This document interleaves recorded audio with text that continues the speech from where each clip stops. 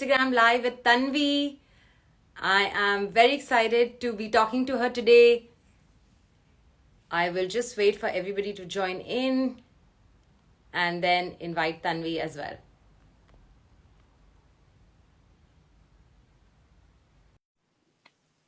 Hi, how's everyone doing? This is my Instagram Live with Tanvi, who is a chartered accountant and now an entrepreneur. Hi, Tanvi. Hi, Mehar. How are you? I am good. I'm good. How are you doing? Doing well. I'm really excited to be here. Same. I'm really excited to be talking to you. I think your story and journey needs to be shared with others. So lots of wisdom. I'm sure you'll have gems of wisdom that you're going to share with us today. Forward to it. Wonderful. So sorry, Tanvi, I couldn't hear you there. No, I was just saying I'm very excited to speak to you. So Okay, wonderful. You can hear me loud and clear, right? yes, perfect. Okay, amazing. So should we begin? Yes. Okay, great. So, for those of you who have joined us today, Tanvi is a chartered accountant and has also worked at the Big Four such as Deloitte and EY. She now has her own entrepreneurial venture called InstaCA. We will talk about what that is and what they do in detail. And in fact, it's done so well that it's been awarded the best startup for scalability by FICCI. And Tanvi has also received the top Women Entrepreneur Awards by the Ministry of MSME, right? Is that correct, Tanvi? Yeah, amazing. Kind introduction. Yeah, and Tanvi is a columnist for the Economic Times as well as the Financial Express. Tanvi, this is just too many, achievements in your bag, which I think I want to drill down into each of them. I want to say, firstly, so inspiring and congratulations on all that you have achieved. And I'm sorry if I missed out on anything, but if you would like to add anything and just say anything else, just go ahead and do that. Humbling introduction. I think you've covered everything. Wonderful. Great. So Tanvi, let's start right from the beginning. You're born and raised in Delhi, like me, and then you went to college, and then you decided, chalo, let's do CA. What was the whole story behind CA? What motivated you to do CA, and how was your whole experience during that degree?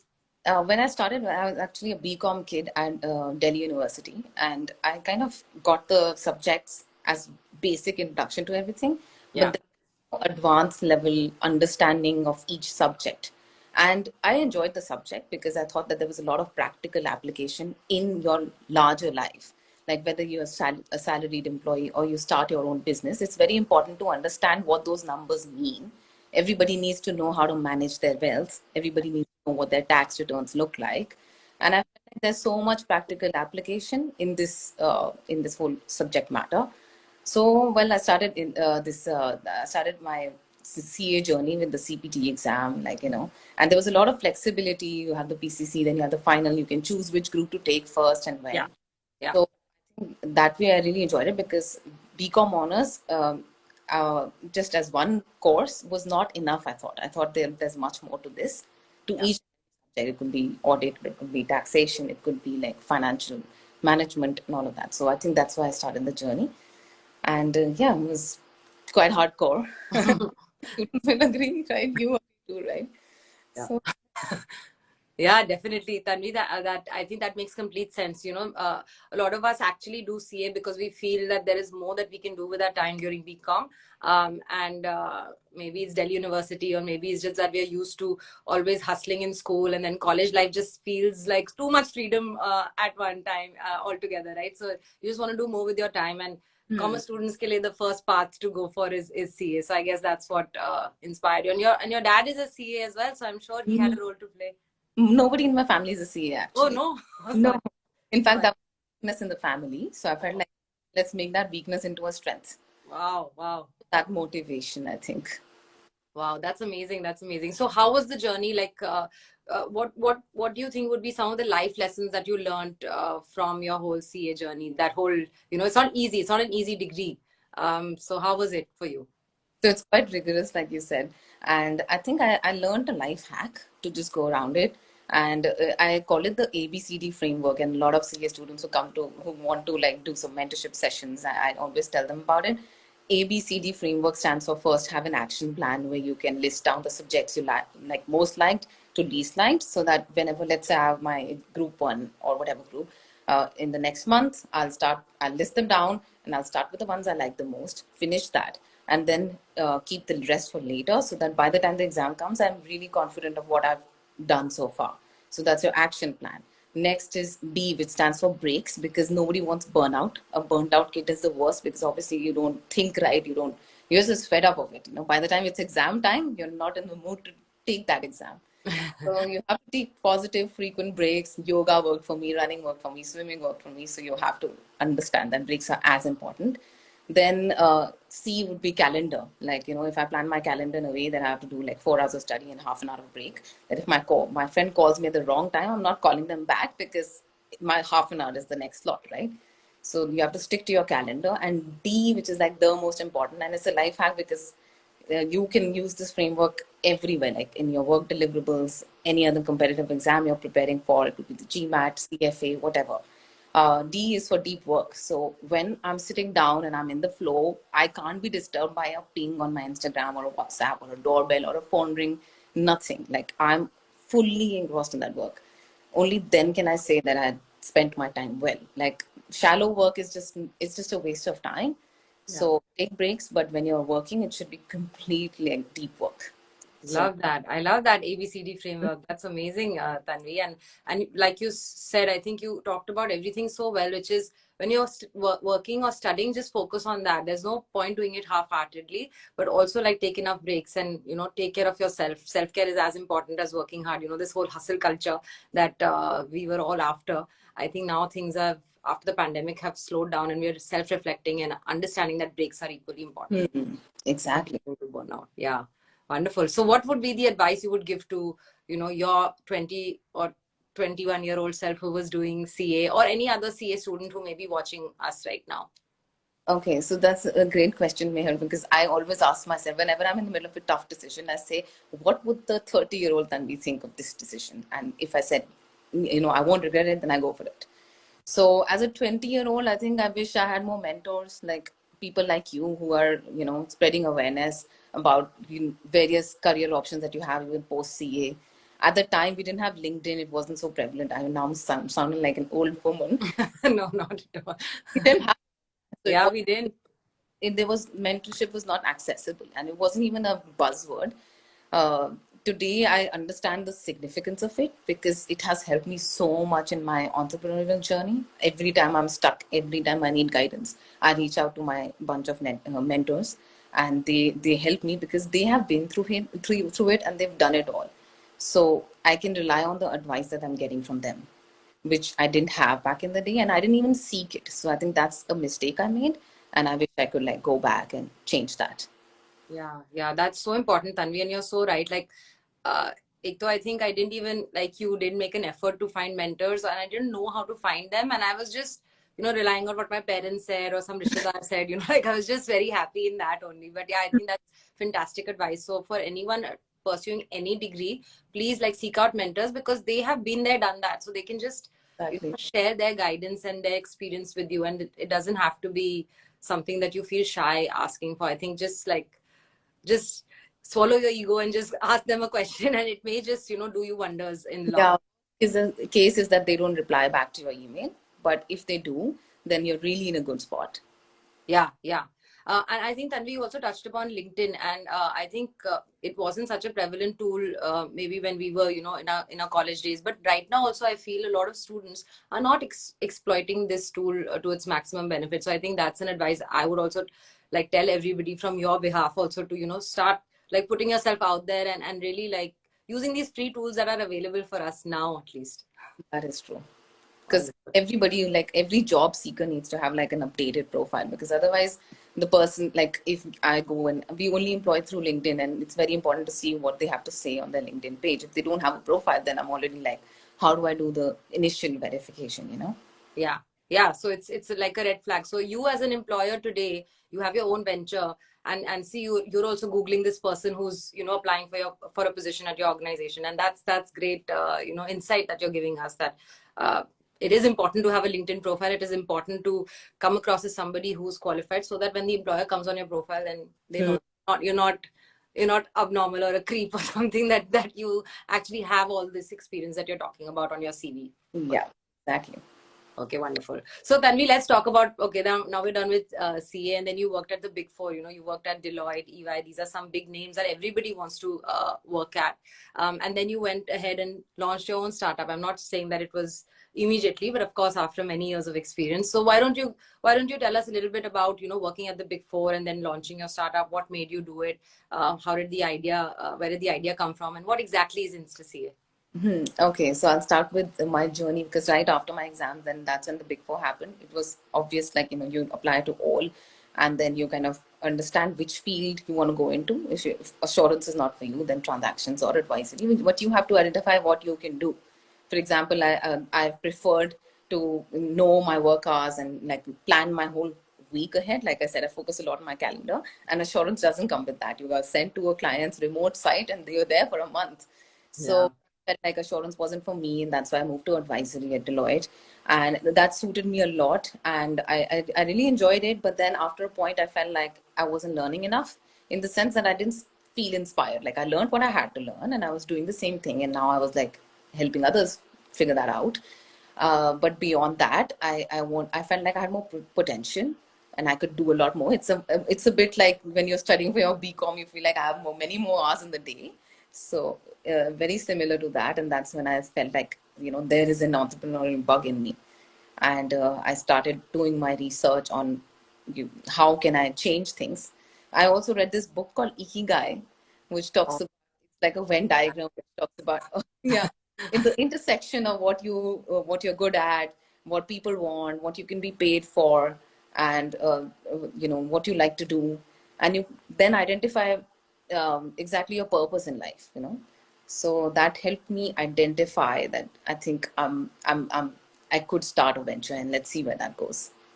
wonderful. That's such a nice story. And I can understand that entrepreneurial kida, as you're saying, that is in us. And that just makes you feel, uh, I think, even though everything may be fine in life, you have a good job, you have a good degree, your work and personal life is also doing fine. But when you're doing something that's not your purpose, like you said, you just feel unfulfilled. Under say there's just something which feels like incomplete. That I think that's what you're talking about, right? That was a feeling that you were getting. No Yeah. offense to working at the Big Four or anything. Like, of course, that's also a big achievement.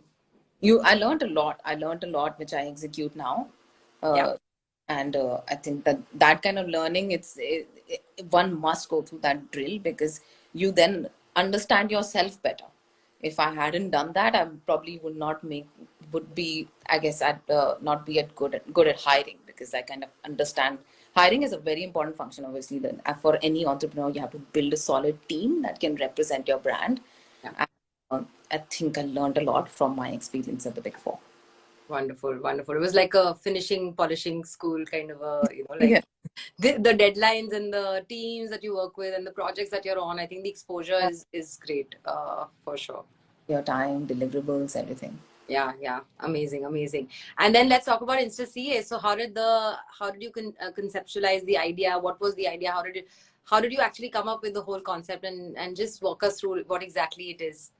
So before InstaC, I started another business Oh, wow. for which I wanted to find like an accounting platform that could take up the entire hassle of regular filings, TDS, and all the all the tax filings that were required. And before GST, there were a lot more, but then thankfully in 2017, GST rollout happened. So I looked it up and I realized, wow, like life has changed forever because now there's only one return to be filed, Yeah, one thing to take care of as an accountant. yeah, So I looked it up, but I couldn't find anything, and that's when I realized that there's like a gap here, which is a bigger gap. And so obviously, like the whole whiteboard thing, I started drawing up on sheets of paper what is not there, what's missing. And I came to realize that there's a need for an accounting platform that could just entirely take the hassle of accounting from the entrepreneur and also provide you with like some kind of dashboard where you can see the figures, you can see the data you've shared. So leveraging technology to digitize the whole traditionally done accounting function. And yeah, yeah. started That's amazing. So you saw there was a gap in the market, and then, like you said, you started brainstorming, you started researching, I'm guessing, and that's where the idea came from, right? yeah, about 300 entrepreneurs, 300 plus, in my journey to before that, when you're kind of trying to validate that there is a market and how much would they want to pay for it, do they need it, like my building something that people want. So yeah, I spoke to people, and I spoke to many people, and yeah, I think that made me that gave me the confidence to go all in. Wow, wow. So doing your market research and interviewing and talking to 300 entrepreneurs, right? Wow, that's fantastic. Wow, well done. So you didn't jump into something out of the out of the blue. You actually sat down, did your research, and once you were ready with the idea, and then you were like, okay, let's launch this. I'm ready. Yeah. Right. Wonderful. So what exactly is InstaCA? If you can, explain it to somebody who is maybe a 10-year-old kid and doesn't understand at all. So, now I'm talking to a 10-year-old kid. Like, chips, they have to pay tax. You have to pay tax for it. And the vendor, the person who's selling you those chips, has to report to the government that I sold 10 bags of chips in the previous month. Now, either he can take his own time and start doing it himself, but he won't be aware of the laws. Or he could just sign up on InstaCA and upload all his data there. That means the data of sales, and magical CA, a Santa Claus will appear and do all the tax filings and prepare all worksheets required for the vendor of chips to understand how many chips were sold in the previous month. Wow. Paid on it, yeah. Wow, wow, that's amazing. So literally, as an entrepreneur, so I'm an entrepreneur. I go to your platform and I upload all my receipts, invoices, etc. And InstaCA will do all the back end work for me. Is that what it is? And we leverage a lot of technology to make that backend one work super efficient. That means all the work is performed way ahead of the timelines of the deadlines for any of your tax filings. Wow, that's fantastic. That's fantastic. That's really cool. And when did you launch this, Tanvi? What was the date of Yes, incorporation? live in 2019, incorporated in 2018. But Okay. then, like I said, I incorporated first because it seemed very simple, as a CA. And I was doing a lot of groundwork in terms of talking to people and understanding what people want, pivoting and kind of, building the product. Okay, wonderful, wonderful. And then, as you know, as a female entrepreneur, you've launched this venture. In, and in fact, you're using technology as well. So it's like a fintech startup, right? I'm sure you have had a lot of challenges being a woman, and also not just being a woman but also an entrepreneur running something all by yourself, building that team, getting all the resources together, making sure your customers are happy, dealing with all the stuff that goes behind running a business. What do you think has been your biggest milestones while running InstaCA, and also what would be the advice you would give to other, let's say female entrepreneurs who may be wanting to get into fintech and wanting to launch something of their own in that space? Wow. So I think I want to talk about the milestones because I feel like there's so many more milestones that have not been achieved yet. But Oh, every time I face that's very humble of you. I'm sure there's lots. every time there's a setback, I consider that a milestone because it makes me like turn around things and do Yeah. them better in a better manner or make it faster and better in whatever way it could be. So in terms of challenges, I'd say that it's obviously for a solo founder, especially a female solo founder, you'll come across people who try to break your spirit, and that happens a lot. I'm sure you've faced it as well. Hmm. I faced it at work. I face it now, where and a person who you're pitching to is an investor who then say that who gave you the seed money? Was it your father or your husband? No male entrepreneur has ever asked who funded the company. Was it your wife or your mother? So, or like saying that, oh, now you've had a baby and no work gets done with a crying baby in the room. So, things like that. But they're just trying to break your spirit. And that's why that becomes a milestone for me because I feel like, okay, I'm going to prove this guy wrong. And then you put in everything that you have to make that person feel sorry for what he said, in the future. Not that I'm talking to that person again because there's no point of getting any negative energy. But what I'm saying is that becomes a milestone for me because I want to improve and make sure that those preconceived notions are not there anymore. Wow, that's so true. Like you've hit the nail on the head. I think, many men are not asked those questions that females are asked, like how you managing home with your business, like you have a baby, how you managing your, your personal life along with your business. And also like when you're going for rounds of funding, the question they're asking you about like seed capital, etc. Like those are questions that would not be asked to, let's say, somebody who is launching their own venture but is a male. So I think that's very personal what you've been through, and I think what you're saying is you overcame that, and you really like took that as in your stride, and I'm sure then that was like a lesson learned that there will always be people like that in the world, That, right? But you still have to keep striving to go ahead and make your mark. Like you said, it just motivated you to do better, which is fantastic, Tanvi. So inspiring. That's really inspiring. So sorry, I lost you for a second there. oh, sorry. Can you hear me now? Yes. Yeah. So I was just saying that you said there are a lot of milestones to achieve for InstaCA. So what if you could share just a few things you are planning to achieve next? Oh, that'll be growth and scale. So develop the product in a way that we can scale easily. And yeah, all the energies are focused there. We have a very good team, and I'm quite confident that we should be able to achieve those milestones. Wonderful, wonderful, great. And any other advice that you would want to give, Tanvi, to anybody who's watching us? We have so many people who've joined us today. In like anything that you feel that, in terms of anything you regret that you've been through in your journey, or like anybody going through the same journey as you, as a CA, then going into the Big Four, and then wanting to launch their own venture eventually. Any advice at all? Yeah, so I think like I said, I didn't know the significance of mentors. So it's very important to at least have a few regularly, update them, have calls with them. If you're, let's say, aiming to work at the Big Four, then talk to somebody who's been there, the interview process that he went through, and then that you get insight on what your journey should look like. Similarly, like planning your career, or starting your venture, you're looking at a space, talk to a seasoned entrepreneur, understand what the journey looks like, what all is required, how do you start. So do mentorship sessions, like go out there, talk to people in various communities. You have so much data out there. There's so many people who are talking about things these days. So use that to your advantage.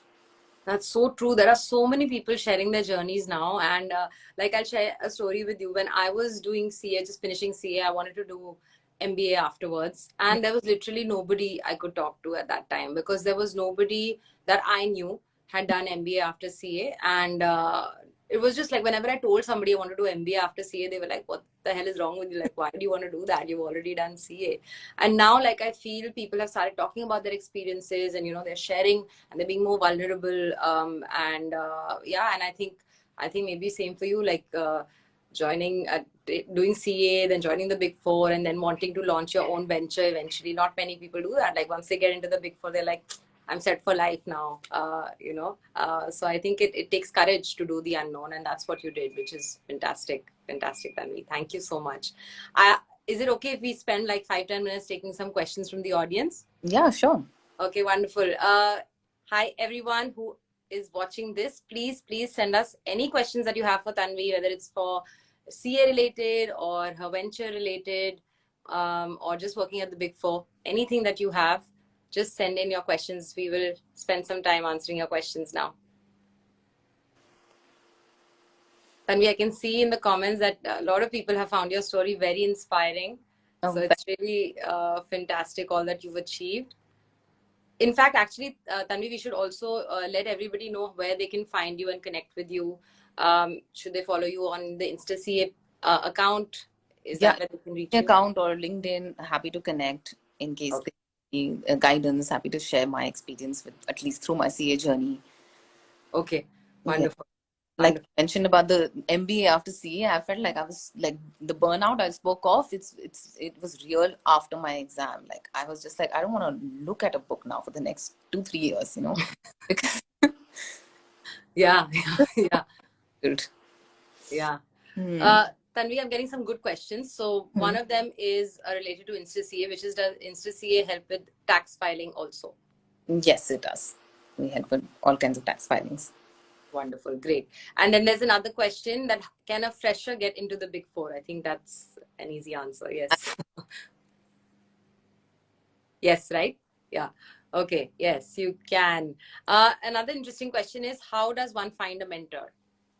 That's a great question, because even for me, when I'm looking for, let's say, an industry expert to find a person who can mentor me, I use my entire family's cousins, colleagues of cousins, whoever it could be. First Google them on LinkedIn, and you'll always have some connection or the other, whether it's a third degree connection or something. Then I reach out to that person who may know that person, and that person may know that other person who finally has to be my mentor. And then I reach out to them directly to say that, I read about you and I really love the work you've done with so and so product, and I'd like to seek, I want to seek your guidance on this matter or this thing that I'm struggling with. And other than that, you have a lot of communities, like there are many communities out there. Like, for example, you are mentoring people. And even if you just Google communities, they might be paid communities. Maybe it's worth an investment. There are some free communities also, but you will find mentors through those communities. And sometimes it may be worth the investment, because if that leads you to finding your job or finding your career goal or whatever, it's for your life. So don't hesitate there, I feel. Yeah, definitely. There's no harm investing in these, communities or tools or resources that may benefit you in the long run. So, and in your career, your life. So, yeah, just don't feel shy when you need to invest in those things. Okay. Another great question, Tanvi, is that I just saw one. Sorry, just a second. It's gone up. Uh, yeah, for a CA student with attempts, how difficult is it to get a good job? So, like, if you have multiple attempts in your CA as a CA student, is it possible to get a good job? What would be your answer for someone? Um, yeah, so it is possible to get a good job, but you have to make sure, because it's every 6 months that you have your exam, and then like you just get back to the job, and in the next 3 months you again want to take exam leave. So that can work against you, which is why I always recommend that you split your exams. Like, don't go for both the groups together. Try to get that one group out of the way, so that otherwise it's very difficult to manage work and the two groups together.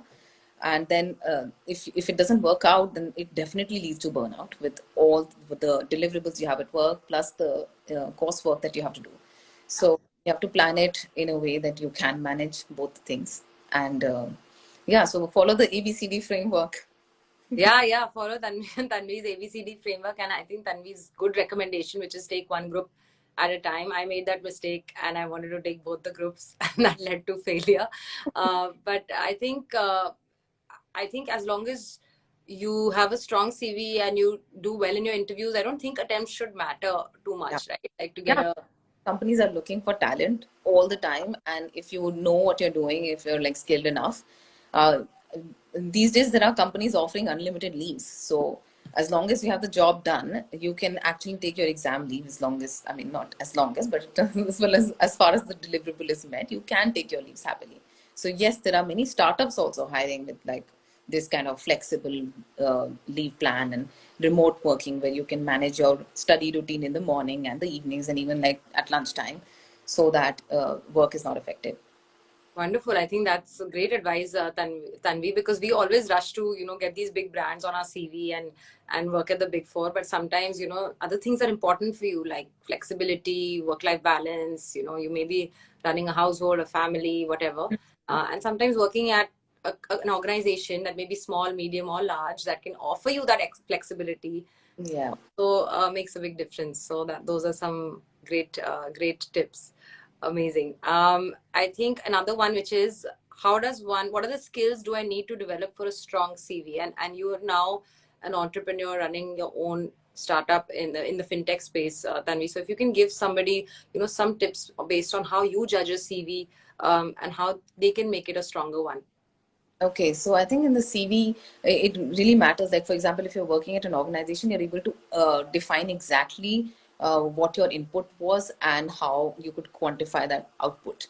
Because if I just see like your qualifications, that I could have also seen on LinkedIn, but when you are describing your work experience, that is what that's what an employer is looking for, because we want to see what you learned in the past or how you progressed through that particular organization.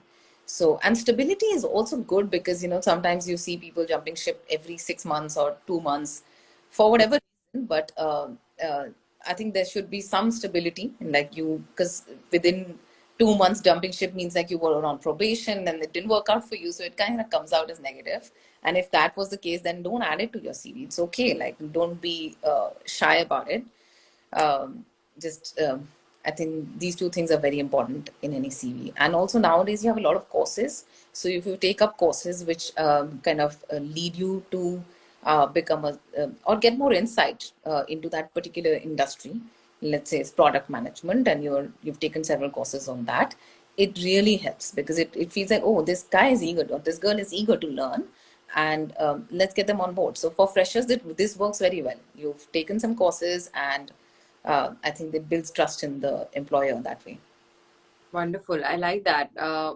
What you said is make sure that your experience is well highlighted. It shows that you've progressed well in your career. Obviously, you have all this knowledge, all the degrees that can be seen on LinkedIn, but it's about how you've actually taken that knowledge and got that work experience.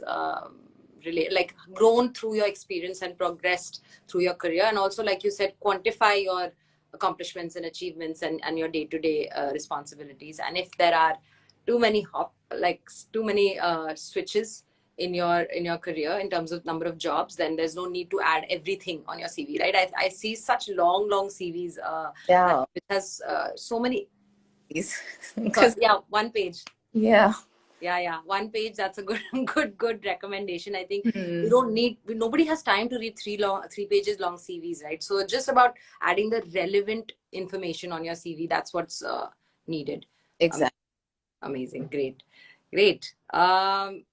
I think those are all the relevant questions that I can see, Tanvi, unless you want to cover anything that I've not talked about.